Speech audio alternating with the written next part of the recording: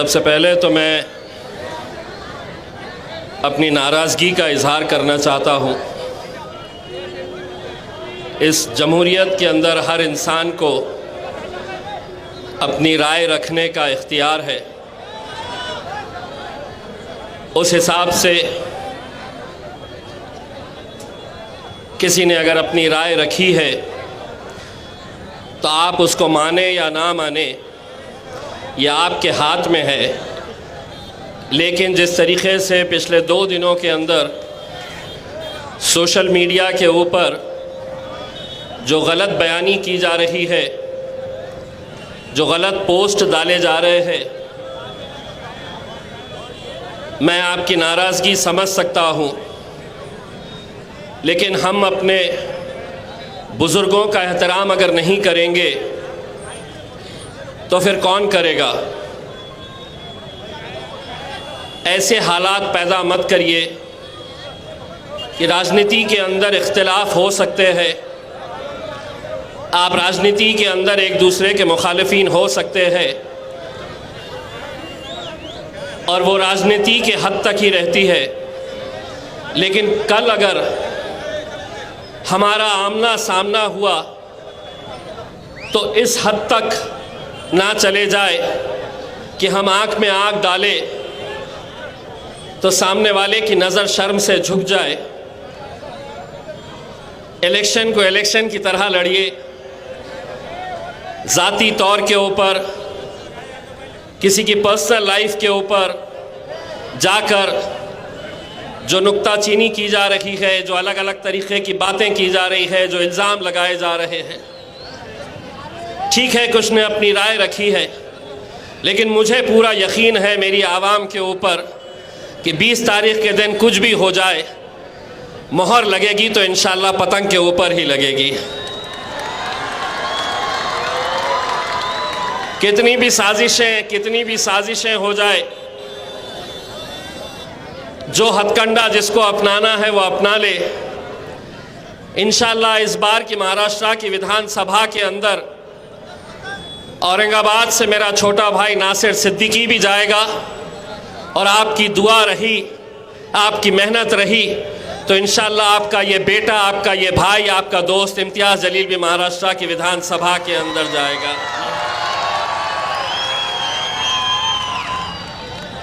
मैं आज कुछ बातें आप लोगों के बीच में रखना चाहता हूँ। लोग सियासत में अपने अपने तौर के ऊपर आते हैं, अपना कोई मकसद होता है, कोई वजह होती है।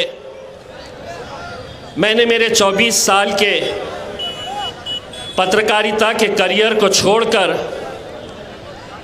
जब मैं आया था तो उस वक्त सिर्फ एक ही मंशा थी, एक ही इरादा था।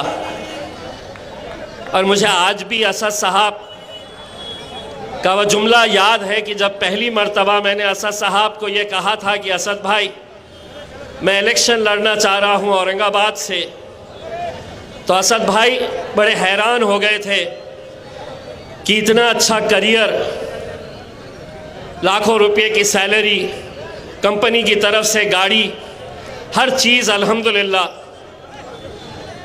लोग ये है कि सियासत में आते हैं तो कोई शोहरत कमाना चाहता है, कोई दौलत कमाना चाहता है। अल्हम्दुलिल्लाह मेरे पास अल्लाह का दिया सब कुछ था, लेकिन मैंने ये जब फ़ैसला लिया तो मैंने उन 24 सालों के अंदर ये महसूस किया था कि क्या वजह है कि मेरी आवाम, हमारे कौम की तादाद इतनी बड़ी है, लेकिन क्या वजह है कि हमारी नुमाइंदगी नहीं है। हम पूरे महाराष्ट्र के अंदर ऐसा कोई लीडर नहीं तैयार कर सके हमारे अपने बीच का जो आपके लिए खड़े रह सके, जो आपके लिए आवाज़ लगा सके, जो आपके बुरे वक्त में आपके साथ कंधे से कंधा लगाकर खड़े रह सके।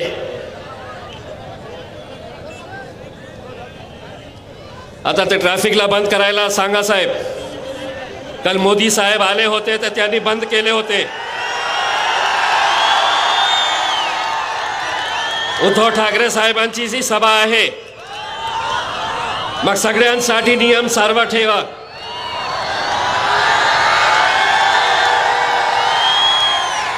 इलेक्शन कमीशन का जब कानून आता है तो उसमें जो कानून नरेंद्र मोदी और उद्धव ठाकरे के लिए है वही कानून इम्तियाज जलील के लिए भी है.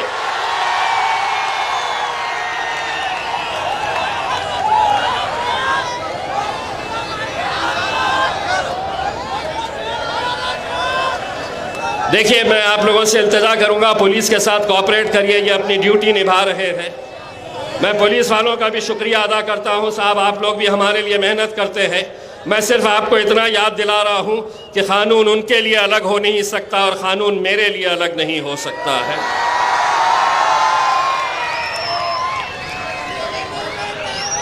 और नौबत तो ऐसी लेकर आ गए हैं, अगर वो इतना अच्छा काम देश के अंदर इतने सालों से कर रहे हैं तो नरेंद्र मोदी साहब को औरंगाबाद में आने की जरूरत पड़नी ही नहीं चाहिए थी.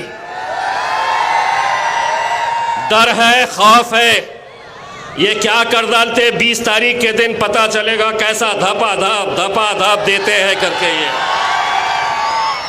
तो मेरे भाइयों, हर इंसान अपनी अपनी सोच के हिसाब से आता है, लेकिन पिछले कुछ महीनों में जब से मैं राजनीति के अंदर आया हूं, कुछ ऐसे लोगों की ऐसी भद्दी बातें मुझे सुनने को मिली है.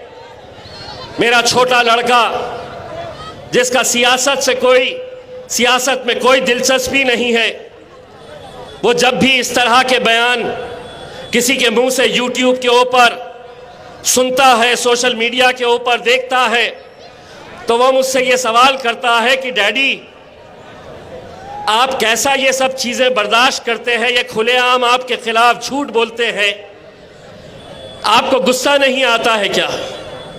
मुझे आता है गुस्सा, मुझे भी आता है, खराब मुझे भी लगता है, लेकिन फिर मेरे सामने दो सवाल आ जाते हैं कि क्या मैं महज चंद लोगों की वजह से मैं अपने चाहने वालों को छोड़ दूं? मेरे सामने ये सवाल आता है कि कितने लोग ऐसे हैं यहां पर इस शहर के अंदर जिनकी सुबह, दोपहर, शाम सिर्फ एक ही नाम से चलती है, जिनका धंधा, जिनका कारोबार, जिनकी राजनीति, जिनकी सियासत सिर्फ एक ही नाम से चलती है और वो नाम है इम्तियाज जलील.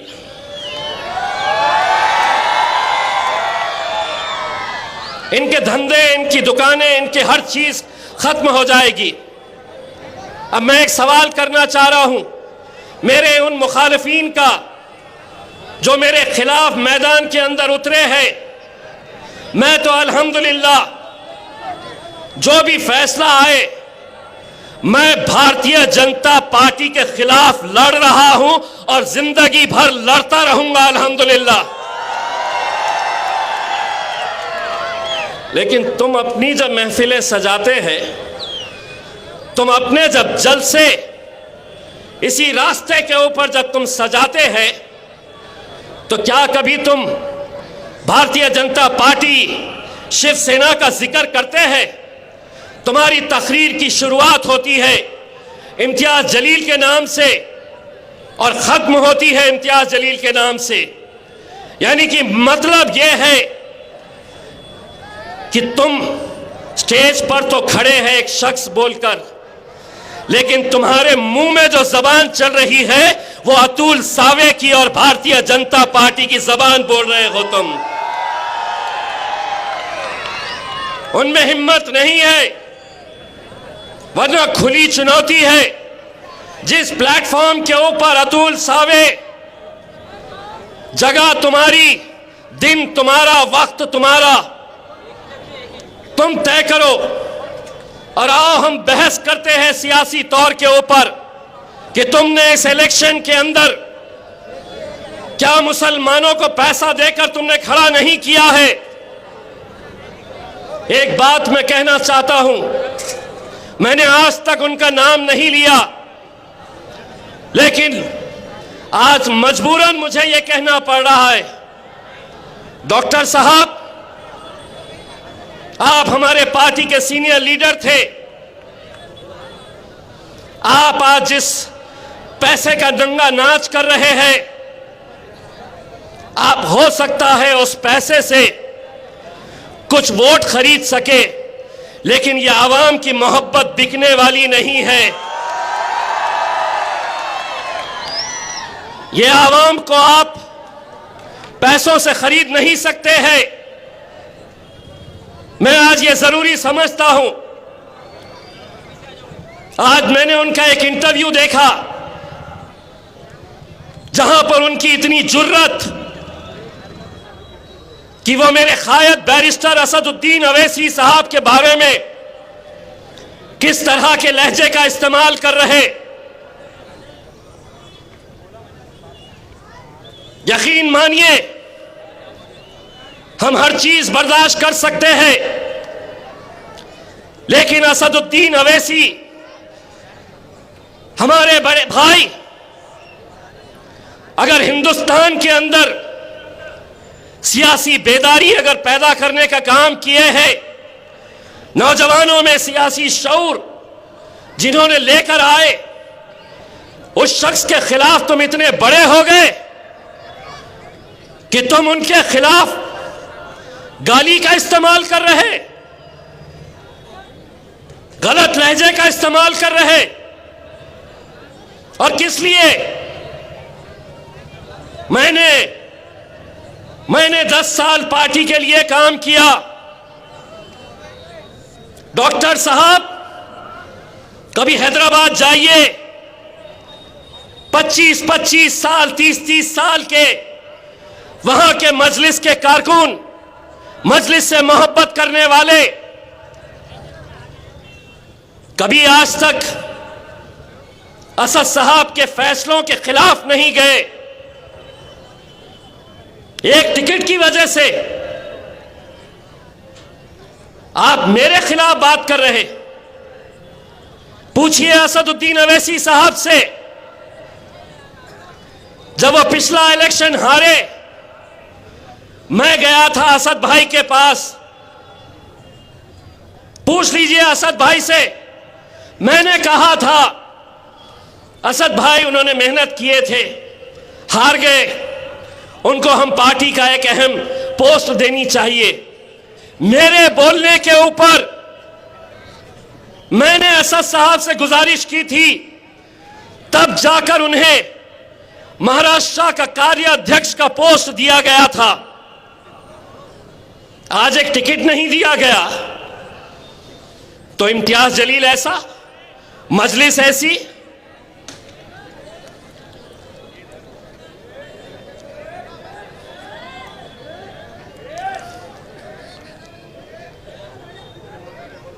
मजलिस ऐसी, असदुद्दीन अवैसी साहब ऐसे। क्या हम ये नहीं जानते हैं? डॉक्टर साहब, लीजिए एक और खुलासा करता हूं। लोकसभा के इलेक्शन के वक्त आपने कैसा किरदार अदा किया था, एक एक सबूत बैरिस्टर असदुद्दीन अवैसी साहब के पास है।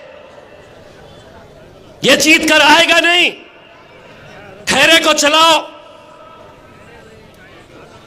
आपका दामाद डॉक्टर हर पेशेंट को पकड़ पकड़ कर यह कहता कि इम्तियाज जलील जीतने वाला नहीं है, खैरे को वोट दो। हद तो यह हो गई कि यही डॉक्टर शाहगंज की किसी सभा में, जहां असदुद्दीन अवैसी साहब आने वाले थे, वहां पर बैनर के ऊपर साहब की तस्वीर नहीं नजर आई। 3 दिन तक स्टेज पर बैठे बैठे असद साहब डॉक्टर साहब का फोन लगा रहे कि हो गई होगी गलती, लेकिन अपनी एक तस्वीर के लिए तुम साहब का फोन नहीं उठा रहे, मेरे असद भाई का फोन नहीं उठा रहे। कौन से तुम्हारी शाहरुख खान के जैसी तस्वीर है जो लगाना चाहिए था वहां पे?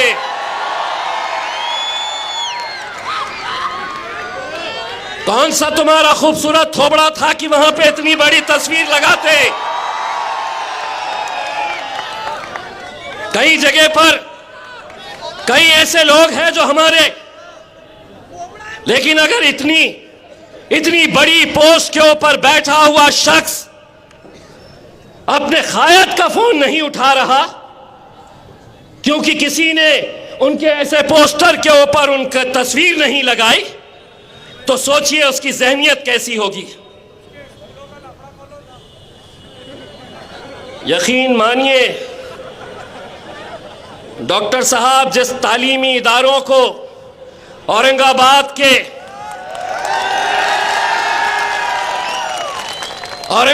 के वो गयूर मुसलमानों ने बड़ी मेहनतों के साथ खड़ा किया था, 2 नंबर के धंधे करके तुमने कैसे हथियाए थे सारा शहर जानता है। 34 केसेस है तुम्हारे ऊपर, उसमें सबसे ज्यादा केसेस काहे के हैं पता है? बेईमानी के और धोखाधड़ी के केसेस हैं। इम्तियाज जलील के ऊपर अल्हम्दुलिल्लाह केस है,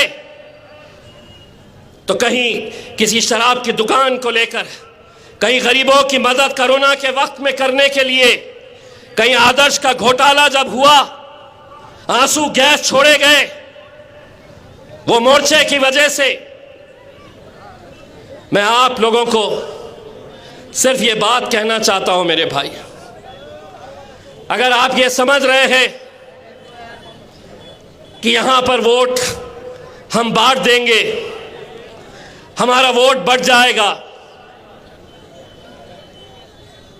जो भी फैसले जो भी कर रहा है मैं सर आंखों पर रखता हूं, लेकिन मैं भी जब मैदान में उतरता हूं तो मैं भी इस्तिखारा करके निकलता हूं।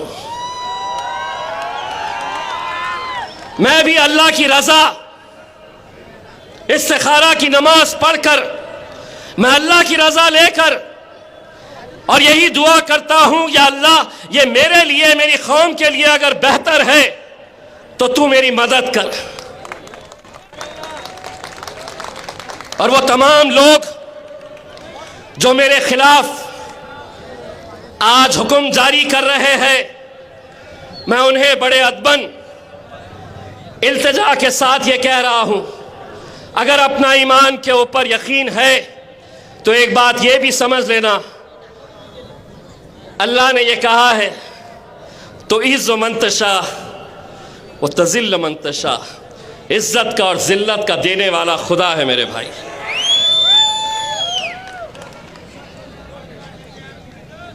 आज हमने यकीनन जब सभी लोगों को ये लगने लगा कि ईस्ट की सीट यहां से भारतीय जनता पार्टी निकाल सकती है, ये डॉक्टर ने इल्जाम लगाया कि इम्तियाज जलील ईस्ट से अतुल सावे को जिताने के लिए सबसे कमजोर उम्मीदवार देने वाला है।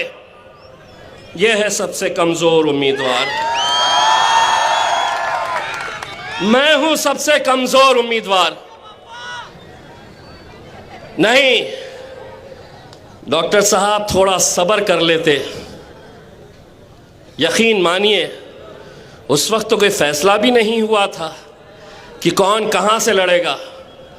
मैंने तो असद भाई को ख्वाहिश जाहिर की थी कि असद भाई मुझे आप गंगापुर से लड़ा दे, मुंबई से लड़ा दे, बीड़ से लड़ा दे, लेकिन असद भाई ने एक सर्वे करके ये किया था कि नहीं तुम यहाँ से लड़ना। हम लड़े।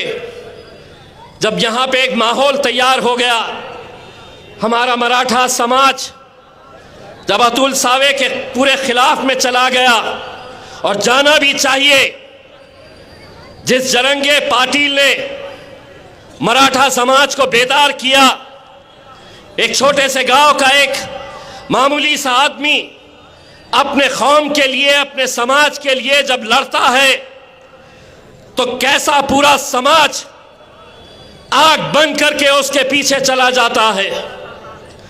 जब उन्हें यह एहसास हुआ कि मराठा समाज हमारा साथ नहीं देगा, अतुल सावे गार्डियन मिनिस्टर थे, जब वहां पर जरंगे पाटिल और उनके समर्थकों पर लाठीचार्ज किया गया।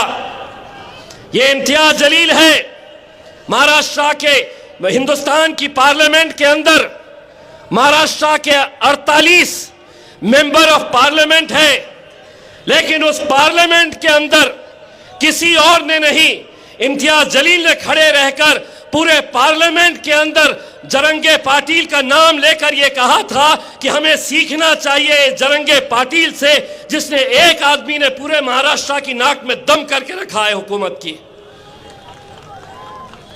जरंगे पाटिल साहब ने यह कहा है कि हम उनका साथ देंगे जो हमारे मुद्दे को उठाएगा। जरंगे साहब, आपने तो मुझसे बोला भी नहीं था, लेकिन उसके बावजूद, चाहे वो मैं हूं या मेरे कायद बैरिस्टर असदुद्दीन अवैसी साहब हो, उन्होंने हमेशा आपका समर्थन किया है, तायीद किया है। और मैं आज आपको इस एफिडेविट के जरिए, इस वचननामा के जरिए मैं और नासिर सिद्दीकी ये आपसे वादा करते हैं कि एक बार हमें आप विधानसभा भिजाइए, आपके लोग इतना नहीं बोलेंगे जितना हम लड़ेंगे आपके लिए। ये है एफिडेविट। लेकिन अगले 2-3 दिनों के अंदर क्या क्या साजिशें होने वाली है, आप अच्छी तरह से समझ सकते हैं मेरे भाई। आप ये समझ लीजिएगा कि किसी के बोलने पर अगर हमारा यहाँ का वोट अगर तकसीम हो गया, तो आप समझ लीजिएगा वो वोट सीधा भारतीय जनता पार्टी की झोली में जाने वाला है। सरकार उनकी है, प्रशासन उनकी है, पुलिस उनकी है, हर तरीके से वो अपने बल का, अपनी ताकत का इस्तेमाल करने वाले हैं। हमारी आपकी ये जिम्मेदारी है कि हम लोग इस इलेक्शन को कैसे लड़ते हैं। 20 तारीख हमारे लिए बहुत मायने इसलिए रखता है, और ये सीट जो है, यकीन मानिए सारे हिंदुस्तान की नज़र इसलिए लगी हुई है कि सभी लोग जानते थे कि यहाँ पर मुझे हराने के लिए 28 मुस्लिम किए गए थे। 10 तो पीछे हो गए, 2-3 के फॉर्म्स रिजेक्ट हो गए, अब भी 15 है। कौन है ये जिनके 20-20 ऑटो रिक्शा दौड़ रहे हैं, जिनकी सभाओं में, जिनकी रैली के अंदर 300-300, 500-500 वाली महिलाएं भी वहां पर साथ में घूम रही है।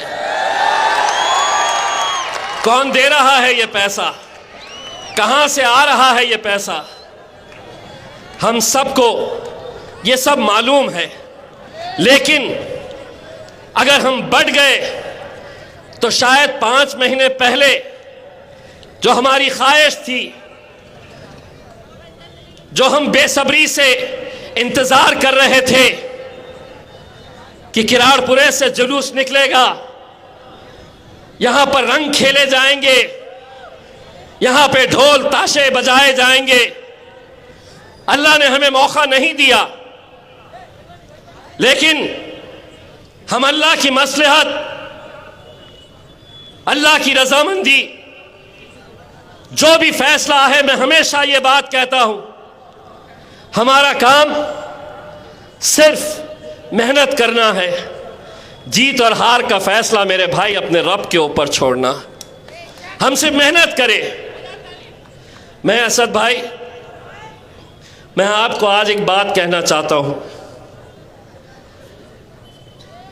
मैंने अल्हम्दुलिल्लाह 10 साल ये आवाम ने मुझे सीने से लगाए रखा, मुझे अपना बेटा समझा, अपना भाई समझा, और मैंने जितना हो सकता है मैंने उनके लिए जो कुछ भी बन सकता है कोई भी इंसान मेरे भाई परफेक्ट नहीं होता है। मैं कोई फरिश्ता नहीं हूँ, मैं भी इंसान हूँ, गलतियाँ मुझसे भी होती है। लेकिन 6 साल पहले किसी की शादी में नहीं आया तो नाराज़, किसी के दुकान के उद्घाटन के लिए नहीं पहुंच सका तो नाराज़। हम कब तक ऐसी छोटी छोटी बातों की वजह से हमारी जो बड़ा लक्ष्य है उसको हम खो देंगे। 22 मार्च 2022 ये वो दिन है जब मैंने अपनी दुनिया खो दिया था। 22 मार्च 2022 को तकरीबन 20 दिन पहले रात के 10 बजे का वक्त मैं मेरी वालदा के साथ हंसी मजाक कर रहा था। ज़रा भी ऐसा लगा नहीं था कि आगे क्या होने वाला है। मैंने कहा कि मम्मी मुझे एक दावत में जाना है, मैं दावत में जाके वापस आता हूँ। और मैं चला गया। मुझे घर पहुँचने में लेट हुआ। मेरी वालदा मेरे बहन के पास थी, वो अपने घर चली गई। दूसरे दिन मेरे भाई का फ़ोन आता है कि वालदा को ब्रेन स्ट्रोक हुआ है। वो 20 दिन अस्पताल में कैसे हमने निकाले।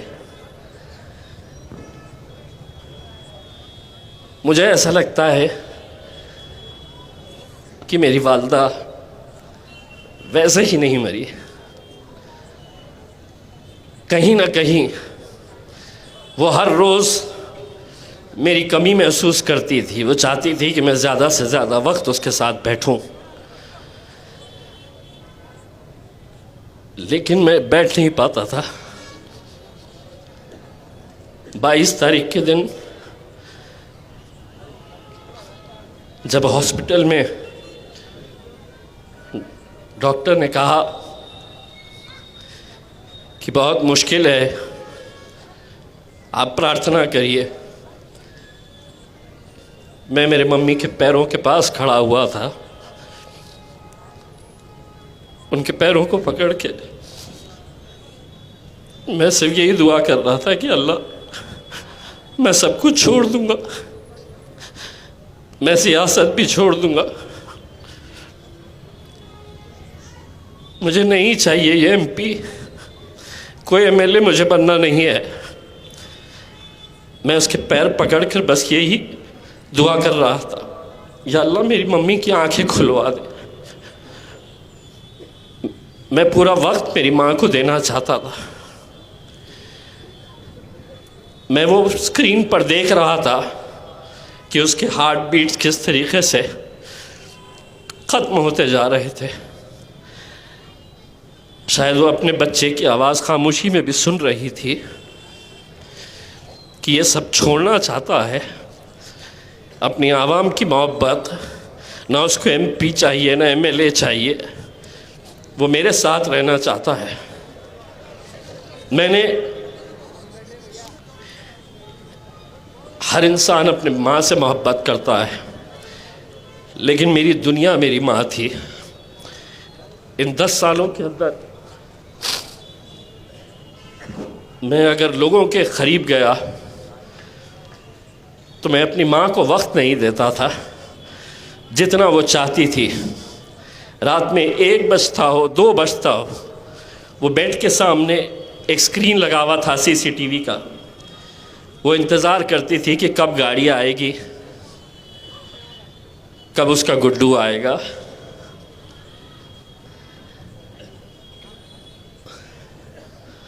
दोस्तों, और अगर उस दिन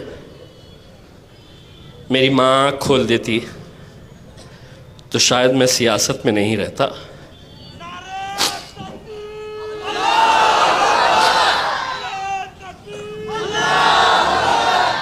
क्योंकि दुनिया में तुम हर चीज़ पा सकते हैं, दौलत, शोहरत, नाम, हर चीज़ तुम्हें मिल सकती है। नौजवानों, मैं तुमसे ही अपील करना चाहूँगा, ये दौलत को जाने मत देना। बहुत खुशनसीब है वो लोग जिनकी माएँ हैं। मेरे वालिद साहब का इंतकाल करीब 30 साल पहले हुआ, तो मुझे बड़ा एक भाई की हैसियत से, नतीजा कुछ भी आए, एक बात यहाँ से ज़रूर लेकर जाना, मुझे वोट देना नहीं देना, मुझे इतना अफसोस नहीं होगा, लेकिन कभी किसी की माँ मिल जाए मुझे और वो मुझसे अगर ये कहे कि बेटा तुम्हारे बोलने की वजह से हमारा बेटा अब हमें मोहब्बत से देखता है, गले लगाता है, प्यार करता है, तो मैं समझूंगा इसमें मेरी जीत है मेरे भाइयों।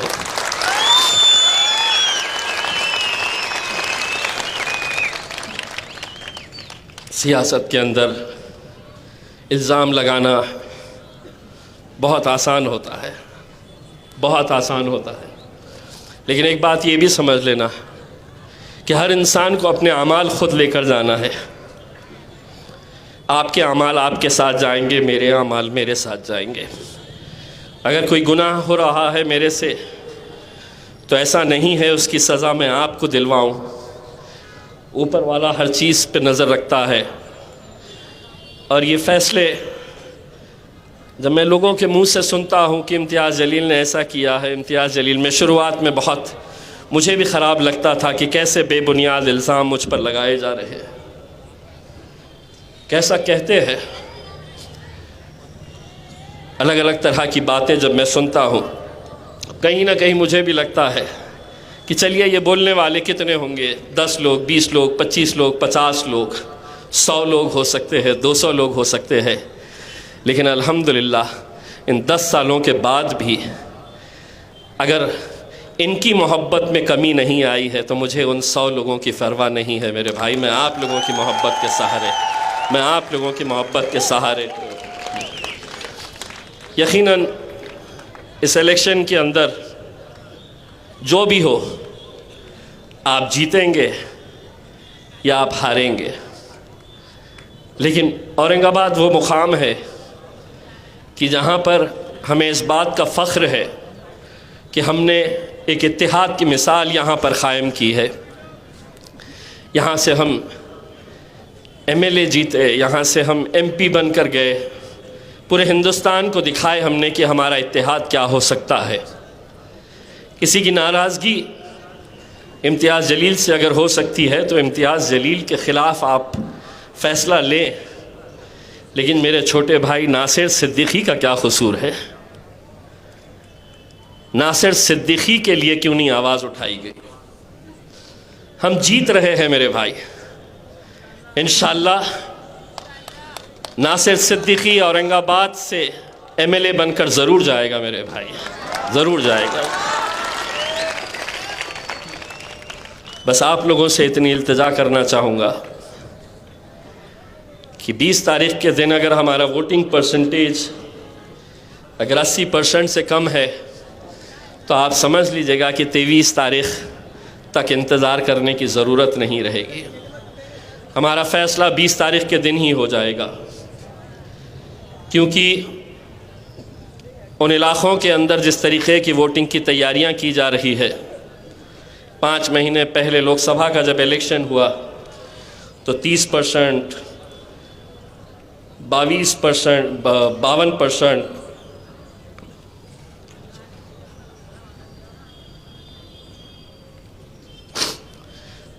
ऐसे ऐसे आंकड़े हमारे सामने आए। क्या वजह है कि बाकी के 45%, 48% लोग क्यों वोट डालने के लिए नहीं जाते हैं? आप निकलिए मेरे भाइयों, इलेक्शन के दिन बहुत साजिशें होने वाली है, बहुत हथकंडे अपनाए जाने वाले हैं। आपके इलाके का माहौल ख़राब करने की कोशिशें की जाएगी ताकि आपके हमारे घर की माएँ और बहनें ना निकल सके। यह आपकी ज़िम्मेदारी है।